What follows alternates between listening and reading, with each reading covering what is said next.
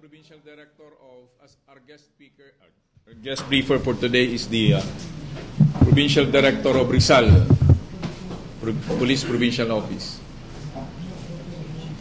Kindly, Alvin, baka absent ka doon.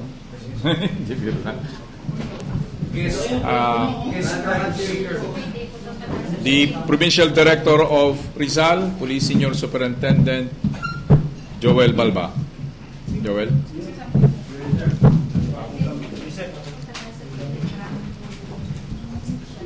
Kaya ba?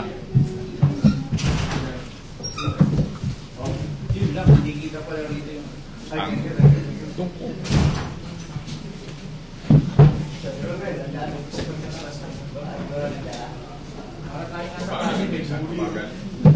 Oo na.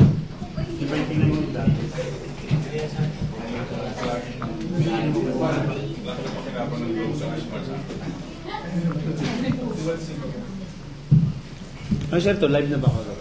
Yes, sir. Kaya bawal pong pwedeng joke.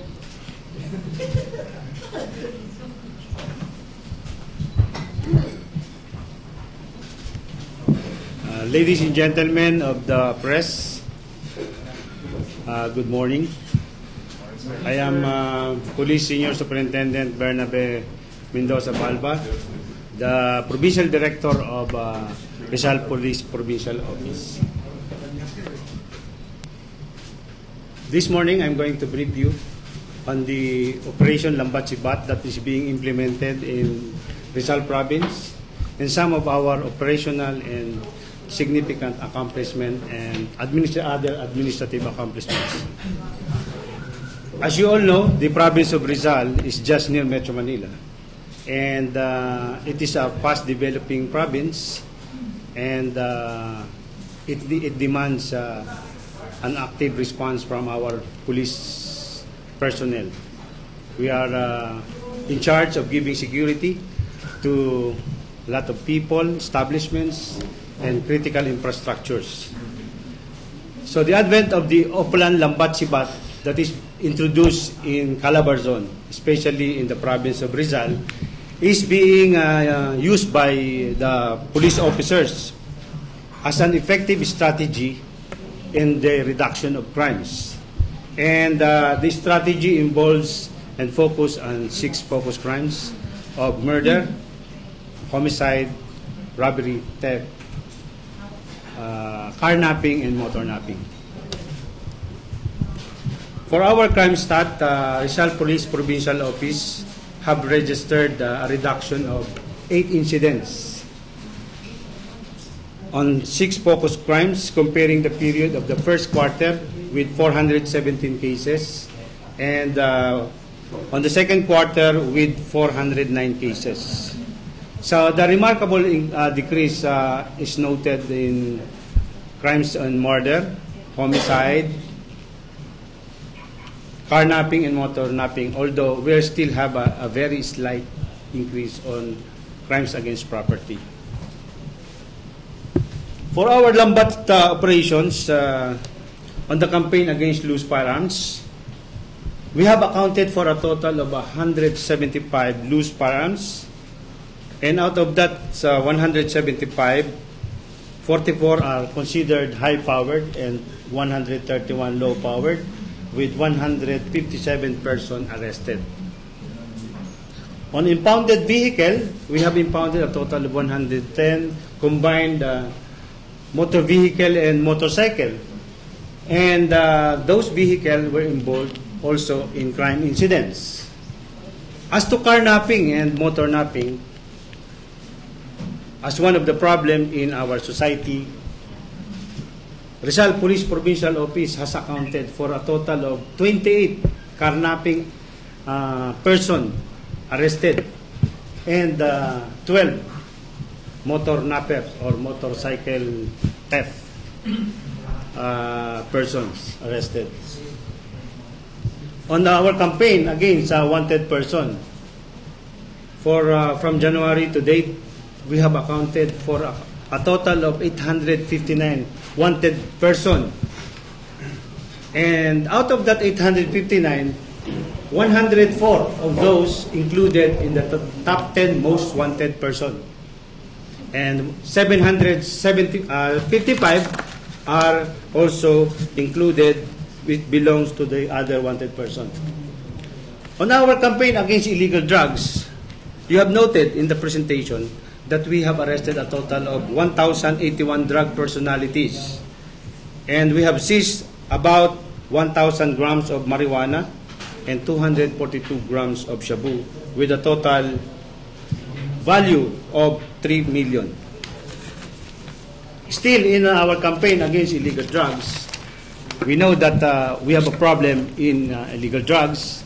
So we have formulated the alliance on the campaign against illegal drugs in Rizal Province, and that is the Rakaid. This is a composition. We believe that these illegal problems is not only a police problem. So we included the participation of our LGUs, especially our mayors, our barangay chairman, especially in the barangay clearing, and also the other sectors of the society and other agencies. This is to strengthen our fight against illegal drugs. On Sibat operations, so far we have arrested a total of 43 most wanted persons, and we have neutralized 37 members of the criminal gangs included in the priority target list of the intelligence operatives on 6 focus crimes and on illegal drugs. Because of this, Sibat operations, we have also implemented search warrants. We have 36 search warrants served. 19 of those are search warrants on illegal drugs, which led to the arrest of 47 persons, and 17 search warrants intended for illegal possession of firearms. And we have accounted for a total of 27 arrested persons, and several cases were filed in court. I'm also going to give you our latest accomplishments. Just last week, we have arrested 3 persons involved in a carnapping and a robbery. This is a hijacking incident that took place in Bulacan, and immediately it was flash alarm by Bulacan PPO through our HPG. Our local HPG have coordinated with us, with our San Mateo Police and our HPG.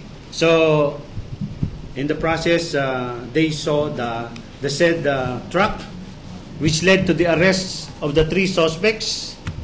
And the truck is loaded with corrugated steel bars, and it is worth 2.5 million. Another accomplishment is the latest robbery hold-up and carnapping incident that took place on September 7 in Cainta, Rizal. Hold up niya yung taxi driver, mga personal belongings niya kinuha. Then the robbers took the taxi. Then due to flash alarm and participation of concerned citizens, it was reported to Morong Police Station that there is a taxi being cannibalized there. So our immediate police response is to go to the place, and immediately our police officers was able to solve the robbery and carnapping incident, which led to the arrest of 1 person. Halos yung sasakyan, kita nyo naman, ganyan na ang nangyayari. So a case of carnapping and robbery was filed against the suspect.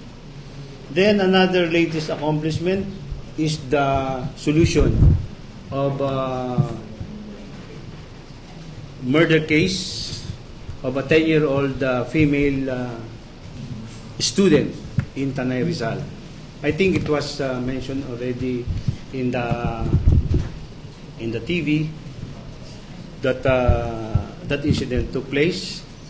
And until one time, the witness surfaced and investigated by Tanay Police Station, which led to the identification and to the arrest of the two suspects. The baby, the female student, cause of death is asphyxia due to neck compression. Parang sinakal siya, parang ganun.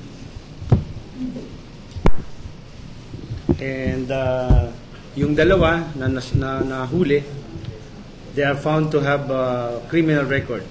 One is has a criminal record of child abuse, and the other one has a homicide case. Then another latest, this was 2 weeks ago, as part of our one-time, big-time application of several search warrants, led to the confiscation of 8 firearms in Taytay, Rizal. Then we have also our best practices while we perform our lambat sibat. We have this Oplan Kumustahan. This is an activity done by our commanders and even myself. I usually go to the barangays every week to brief our and kumusta our community. Then we express to them what we are doing in the PNP, and we also ask their problems. This is a best opportune time for us to express our or to make them aware of anti-criminality campaign of the PNP and the problems on illegal drugs. So dito natin nasasabi yung mga responsibilities namin at saka what the community can do to help the police in the campaign against illegal drugs. Then we have also this Pabili Nga Po project. This Pabili Nga Po project is a project emanated from Teresa Police Station na yung aming mga intelligence personnel, they usually go to the sari-sari store establishment because normally criminals go to this establishment para makapag-stay sila. They cannot stay in the church, they cannot stay just anywhere. So usually it is the store. May cover sila doon eh. Itong kinukuha namin ng mga informer so that marami nang nagawa rin tayo dito na stories about yung naging successful story, the tips these stores owners. Then we have also this Operation Ghost Rider.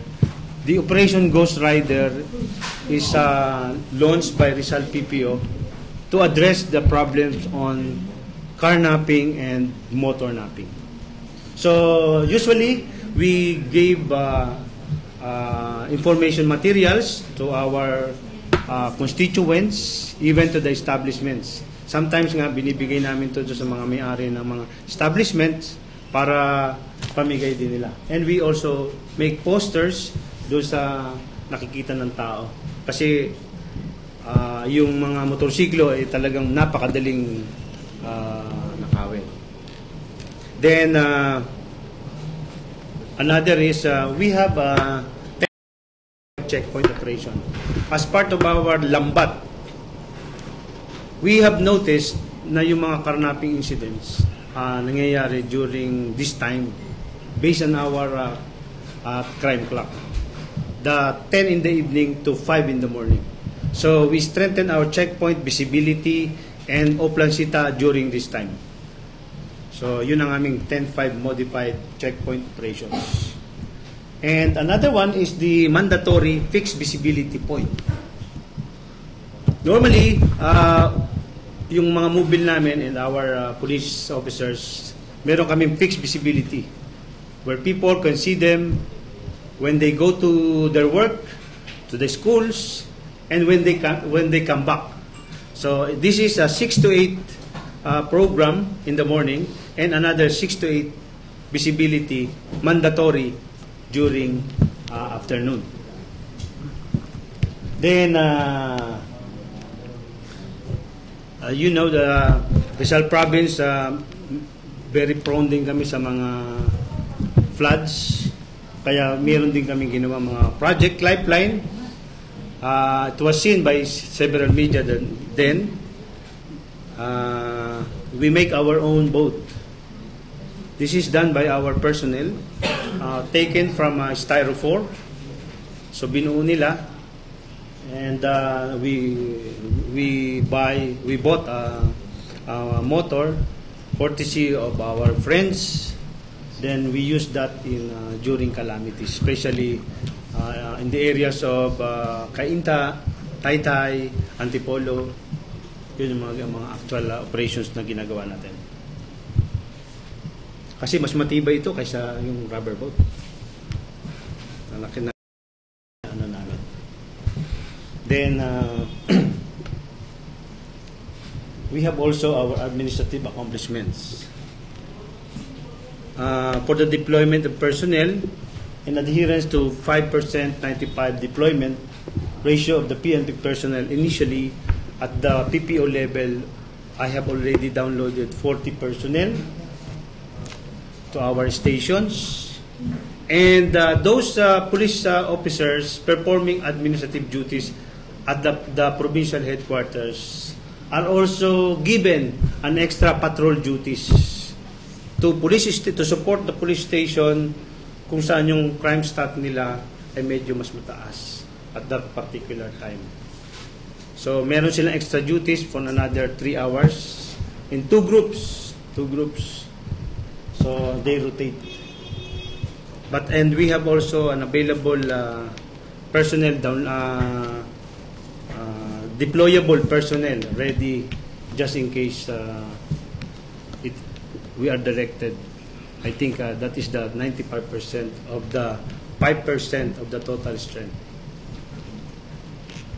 Then you can contact us. We have our own website.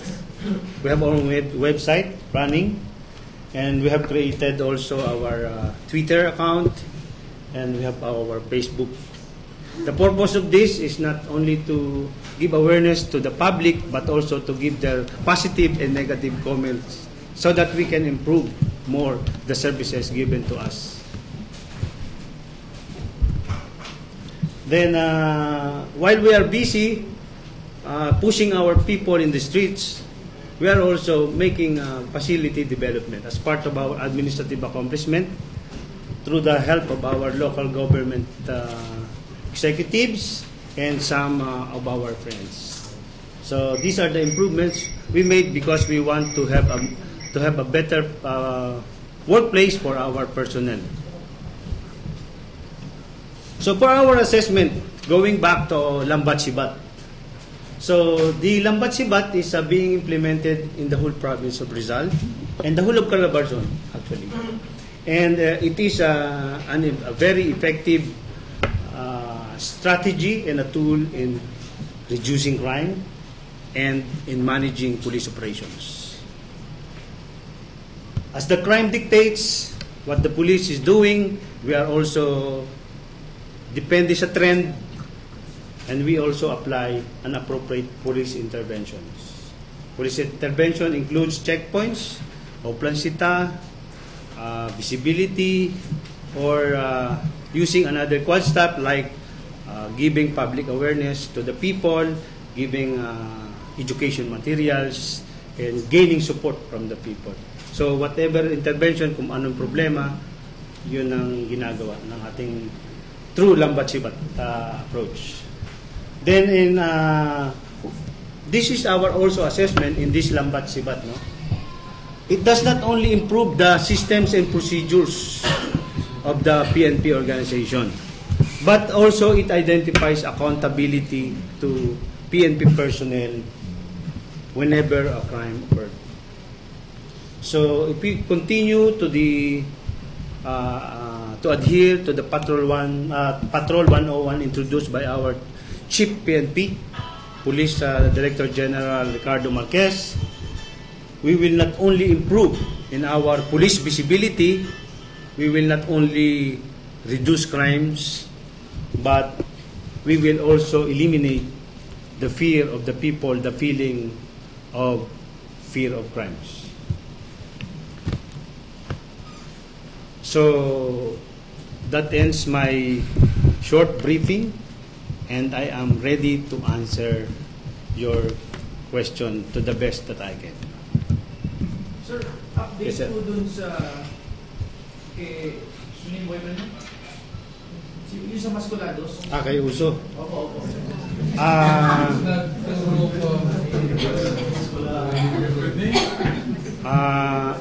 We have formed our Special Investigation Task Group also, and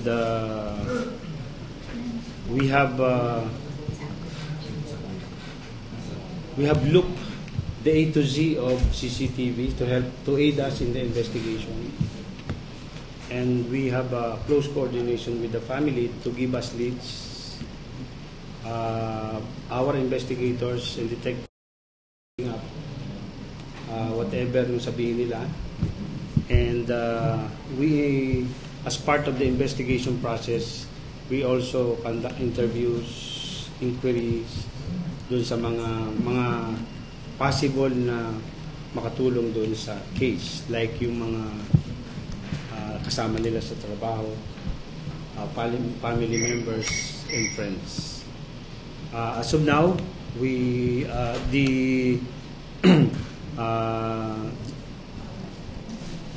yung sasakyan niya ay naka nationwide alert na, and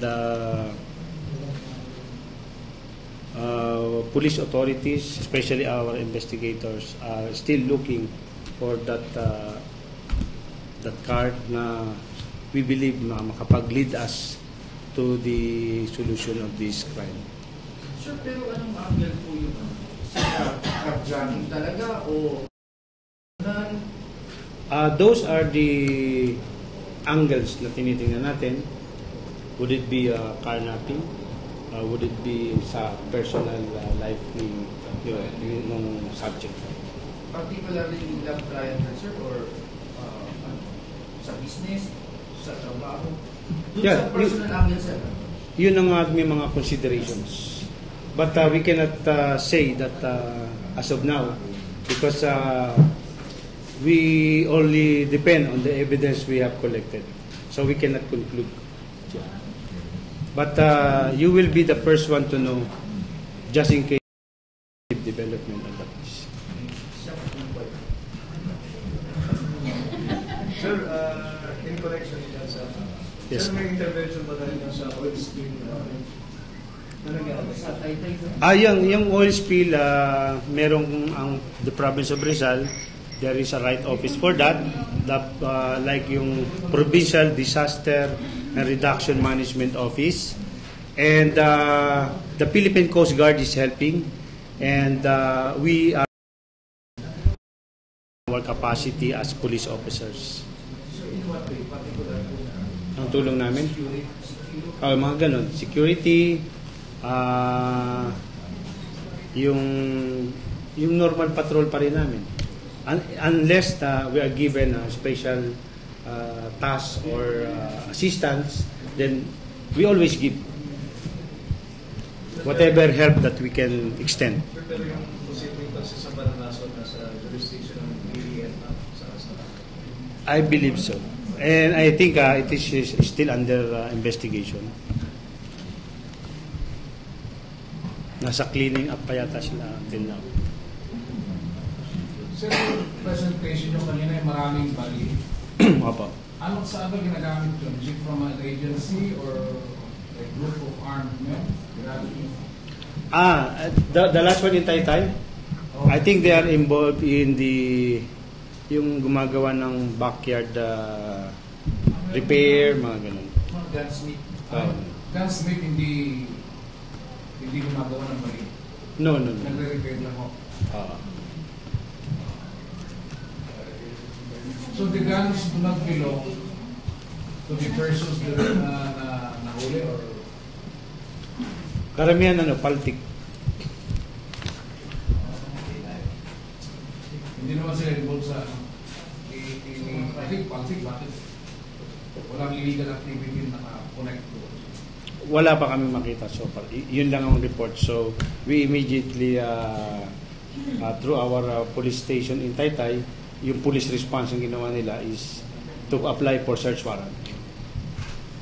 So, sir, doon sa project Pabilingapo, ano yung success stories na pwede natin Most of the success stories in Pabilingapo project is the arrest of wanted persons and probably identification yung ibang mga personalities on illegal drugs.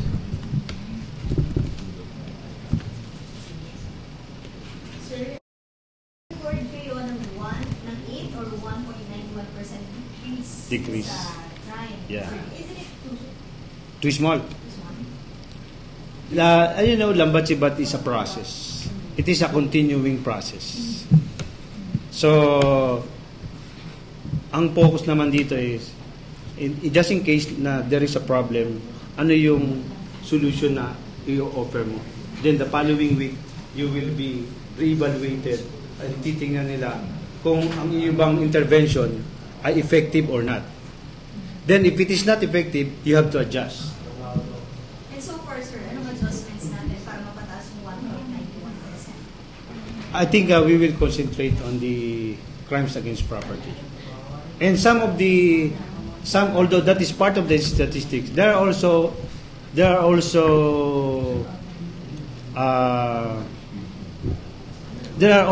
incidents na data namin as part of the statistics where policemen has less intervention. Halimbawa, shoplifting. We can only coordinate with the mall owners. We can always invite them in the office or go to their office and give them briefing about the crime trend on shoplifting, and then we also share yung namin na mga mukha, personalities na nagkakaroon ng kaso about shoplifting, and we share it to the different mall owners. And that is one of the project ng aming regional director, yung mga information exchange. So, yun ang mga interventions na ginagawa natin. Then, for Akyat Bahay, we give education materials aside from talking to our homeowners, to the streets, and is to focus, which is the SIBAT, to focus on the identified personalities doing Akyat Bahay. And we also remind our constituents, our members of the community na medyo strengthen din nila yung paglalak ng kanilang bahay and some other procedures na makakatulong para ma-prevent yung Akyat Bahay. Sir, yung 8 or 1.91%, ano po yung sabong na kayo First 3 months and then another second quarter is yung the succeeding months. Yeah. Yung second quarter is summer yun, di ba? Summer and going to classes. Kaya yun ang tingin namin din na one of the causes. Marami nagbabakasyon siguro pagbalik. Hindi nila alam meron na. Sir, wala po kayong report sa illegal gambling, meaning illegal gambling po yung Rizal Province? Yes, meron po. Meron po kami, pero hindi po namin kasali sa, but we have data. Opo. Sir, yung report mo sa drug personalities, more than 1,000 yung arrested. From January. Opo. Sir, alarming po yung drug problems. Opo, it only shows na indeed, aside from other while we are also attending to other police services and other crimes, we also not forget our campaign against illegal drugs. So yung 1,000 po namin na arrested personalities on illegal drug only shows that hindi naman natin pinababayaan yung campaign natin against illegal drugs. In fact, we have also briefed you about the cooperation na ginagawa ng ating mga barangay through organization nitong Rizal Alliance on the campaign against illegal drugs. Ito ang campaign ng ating mahal na gobernador ng probinsya. Sir, yung na-arresto nyo from January lang po yan up to Apo. January? Apo. Tsaka yung mga illegal drug operations? Apo. So there are illegal drug operations, mas marami pa kasi hindi naman lahat ng operation nagpa-positive kagad. Sa under ng Rizal, alam po ang municipality yung pinaka-concern yung Concern namin is yung mga provinces na municipalities na nakakabit, especially dito sa Metro Manila, yung Antipolo, Cainta, Taytay. Yan yung mga nakakabit sa Quezon City, Marikina, Taguig. So, ang pagitan niyan ay bridge lang or water or body of water, which is a creek. Ha? Doon sila. Geographically nakakabit eh. So, Mataas yung crime rate sa mga lugar. Maraming tao. Takbuhan ng mga... Ang traffic ng tao eh very fluid. Day and night. Unlike doon sa mga parte ng Halahala, Pililya, medyo bukid-bukid pa doon. Dito kasi 24 hours ang tao eh. Kasi urbanized. Opo, highly urbanized. So yung may X na yan, buhay pa.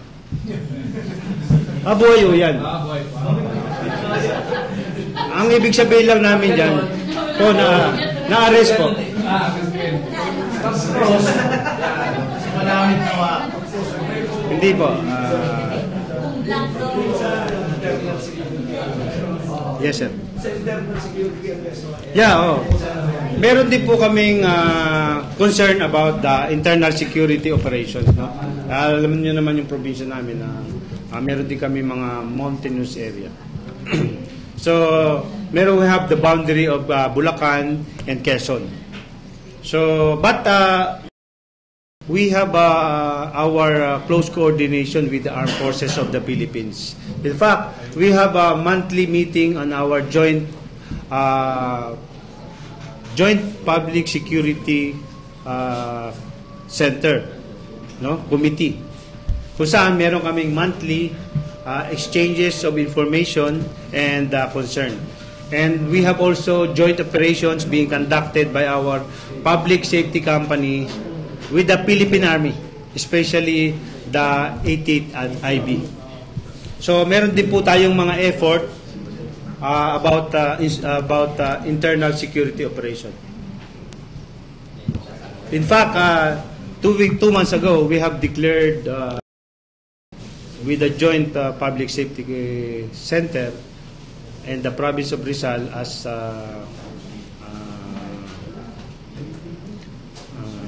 anong tawag doon? CMDR? No, not insurgency free, but manageable yung aming and ready for development. malapit na yung election, meron bang matutukoy na hotspots mga sarasama?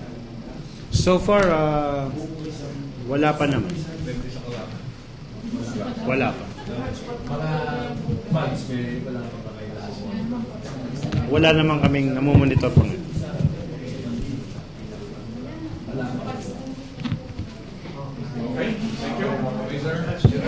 So, gentlemen and ladies of the press, thank you very much for the opportunity for presenting to you what is Lambat Sibat and our operational and accomplishment in Rizal Province. Thank you very much. Thank you, sir. Thank you. Okay, salamat po. General naman. Akala ko pa tayo. Pupunta kami ng HPG. HPG?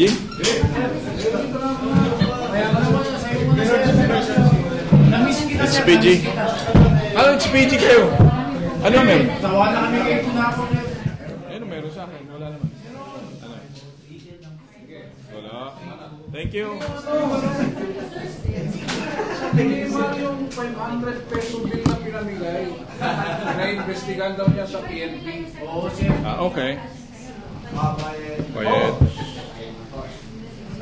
Anong pwedeng ano doon? Pwede bang investigan ng PNP?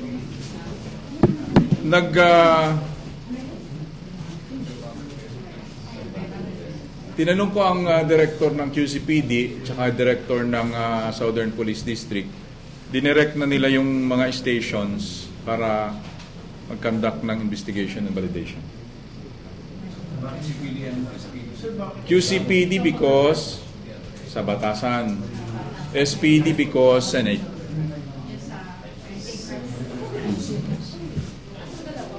Dalawa. Yun muna ang panila. So it will be tackled by the QCPD and SPD? SPD and QCPD. Sir, bakit sa Manila yata may address na nakalagay ATA? Part na yun ng sa investigation nila. Kung ano na ang angles ng investigation. Kasama yun doon. But again, Southern Police District and QCPD has already initiated. The Southern Police District Director has already directed the Chief of Police of Pasay. Senate yun, di ba? And of course, QCPD para mag-conduct ng initial investigation. Sir, itong utos po ni SILG o kayo na mismo nag-initiate? Sa mga ganyang situation, then the Philippine National Police has already initiated such action.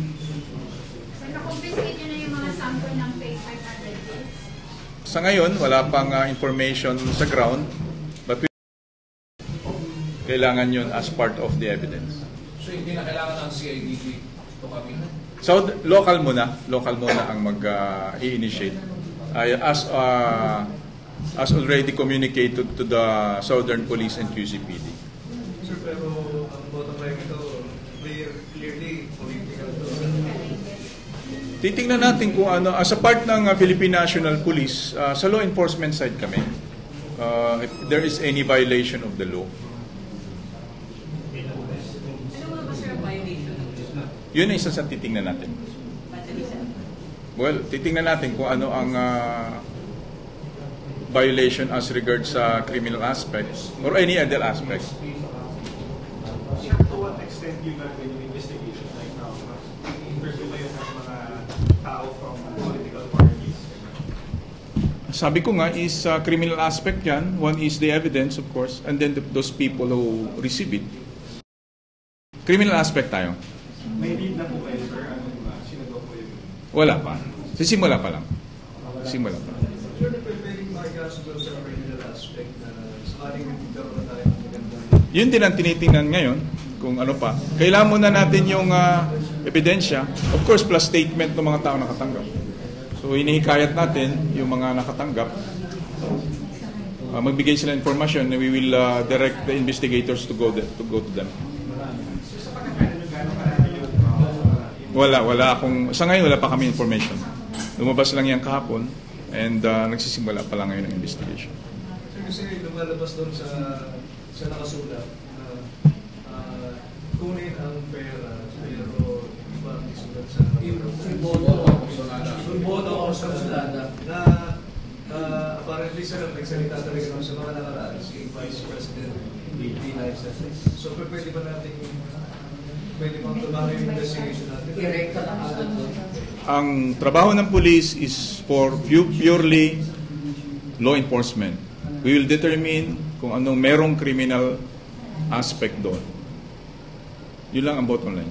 Sir, how about kung ma-discover na politically motivated po yun? Titigilan yung investigasyon? Sabi ko nga sa inyo, ang police is law enforcement. We do not dwell on other matters. May effect po ba, sir, yung nag-deny na po yung kampo, halimbawa, they're denying that they are behind it? Again, the police is purely law enforcement. Please, kumbaga, tawag dyan? O period. Tawag dyan. May I request, may I appeal, let the PNP be alienated with any other matters. Basta kami palagi is law enforcement. If there is a criminal violation, then doon lang kami. Sir, related to that, nag-release ang sabi nila, tumataas daw ang krimen based on the DIDM records. Katulad din na sinabi noon, kung titingnan natin at nabasa rin natin yan doon sa dyaryo, the same na statistics din yan nung refute namin unang-una. Same statistics, and immediately after nung lumabas nga yung statistics na yon, nirefute na namin kagad yun. Yes, we maintain that indeed, sabi ko nga, for the past days dito, that is the reason why we let commanders brief you, the unit commanders themselves, especially in the National Capital Region, to show to you kung ano talaga ang trend, especially dun sa project natin na Lambat-Sibat. And of course, sinagot naman yung mga questions nyo, and we stand by that position that indeed, ang crime trend natin is pababa naman. So, may message kayo sa OVP regarding that incident? Kasi naka-highlight yung PNP doon. Though, no, ang target nila is Secretary. Ang sa amin lang ay facts. The Philippine National Police will present its facts. As to the interpretation, believe it to the public, nasa kanila naman yun. Pag amin palagi is pinipresent namin kung anong meron sa amin, kagaya ng sinabi namin is after ng presentation ng facts na yon, nirefute namin yon, that indeed ito yung crime trend. And that's the reason why, sabi ko nga is, we let the unit officers or the heads of the different operating units to be with us here in PIO Press Corps, no less than the regional director of the NCR, to brief you on the actual situation. Okay? Sir. Regarding the Luman investigation. Yes, actually nasa na yun. Nasa kahapon is nasa Caraga is nag-file na sila ng kaso against those suspects. Wala akong data dito yung specifics, but ang pagkakalam ko nag-file na yung Caraga regions against those involved. Involved na civilians? Yeah, civilian sila. Hindi ko maikuan, ano? I have the report, I think, o kagaya nung kahapon, merong lumabas yun. Wala ako yung report, but ang pagkakalam ko, as far as I'm concerned, is may final na. May final ng kaso. Yes. Joy, ko na lang kaya. Sir, reaction lang doon sa sinabi ni VP Binay na ang dapat, yung PNP daw ay dapat under ng Office of the President. Ano nyo, batas yan eh. We leave it to the legislative body to decide whatever is any organization. Sir, habang lang, sir. Alvin. Sir, sir, kasi may lumabas sa balita na mayroong isang military asset na nag-claim sila yung nakapatay kay Usman. Doon sa mga sabara incident, sir. Sir, parang hindi nag-judge doon sa una nang naging claim ng PNP sa na sinasabi.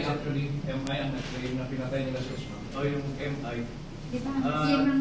Parang hindi nag-judge yata doon sa claim ng authorities niya na matukoy na MI ng mission accomplished.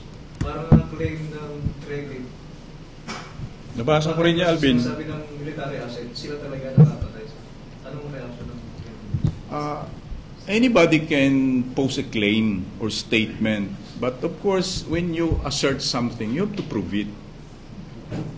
There is a process with regard to the claim of rewards, pag-claim ng rewards. So duman siya sa proseso. If indeed, after the process, then it is found that it is true, then so be it. But again, before you make a claim, it should be supported by facts and, of course, evidence. Kaya nga may anybody can make a claim, but again, it should be supported by evidence.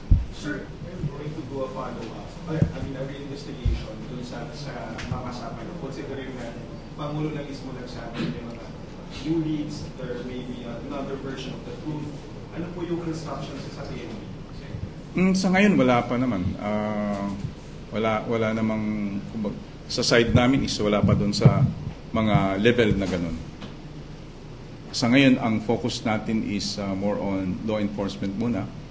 And nakikita nyo naman from day to day is yung aming concentration sa pag-implement ng Lambat-Sibat concept. So would this affect yung mga parangal na ibinibigay doon sa support before? Kasi nga, parang may na sila yung dapat na i-credit. Kagaya ng sinabi ko, lahat ito yung mga claims. These are allegations. So kung may allegations ka or claims, sabi ko nga, is that so that it will be, there is a process on that. Sundin natin ang proseso. Maraming claim na, sabi ko nga, allegations should be proven. Not only a mere allegations. Okay. Ba yung PNP and yung sinasabi ng DOJ na yung mga possible leads nga and then other versions? Or are you in sync dun sa alam nila na nangyayari? Sa investigation with regard to that, DOJ in charge dyan. Yes, opo. Yes. Kayo po, wala kang instruction sa akin. Every agency has its own mandate. So we leave it to the particular department to do their job. Sir, third open yun, Congressman, sir, and AL. Mamaya. DILG yun. Tuloy pa ba ang plan ng Lambat-Sibat, sir? Oh yes, yes. Same priorities ba siya? Nakausap mo ba siya ng PNP? Actually, hindi pa. No? Wala pa kaming notice as part. But, of course, sabi ko nga, tuloy-tuloy naman yung concept ng Lambat-Sibat because that is kumbaga sustained yung ating operation with regards to that particular program. Nakita naman natin na effective yun. So, yung mga effective na mga programs, sustain natin. So we can say na institutionalized. Yes. For the past days, sabi ko, andito. And it's the same concept na ina-apply natin. Actually, it was already cascaded sa iba-iba mga regions. And after that, document na ang lalabas sa amin. May manual na yan, di-distribute. No less than the Chief PNP has initiated yung, lalo yung sa patrol operation, kasi sync yan yung patrol 101 tsaka yung Lambat-Sibat. More police on the streets. Sir, yung going back to the issue of the lumang, may tinuturo si Governor Johnny Pimentel of Soygalder. So ito yung mahagat pagani supposed to be a paramilitary force operating in the area. Wala bang pwedeng magawa dito ang PNP with the existence of unidentified private armed groups supposedly na haharas ng mga lugar? Kung merong violations ng law, then the PNP, if there is an evident violation of the commission of a crime, then they should be arrested. As part doon muna tayo mag-concentrate doon sa nangyaring incident, as part of the PNP's function, na-filean nga sila ng kaso with regard to that. If warrants be issued, then they will be arrested. Yes. Okay. Maraming salamat po. JP. May mga crimes na dapat iwasan pag traffic, like dumadami na yung modus operandi. Tungkol sa? During traffic hours, meron ba mga modus na kayong nai-report sa inyo? Sa ngayon, considering that traffic is, ang focus pa natin ngayon is 1 week pa lang, no? We'll wait for further developments based sa assessment ng interagency coordination. Actually, ang focus muna natin how to improve yung traffic ngayon paunti-unti siguro, considering na rin na maganda yung point mo, napadating na rin ang December at itong mga months na ito binabantayan natin, we'll see kung ano yung mga ganong yes, we'll consider that. We will consider that. especially sa mga ganitong pa. But again, based na nga sa statistics din natin is, karamihan dyan, sabi nga ni Director Balba, is karamihan is crimes against property. Crimes against property. Theft and robbery. Okay? Ayun, sir. Thank you, thank you. Sir,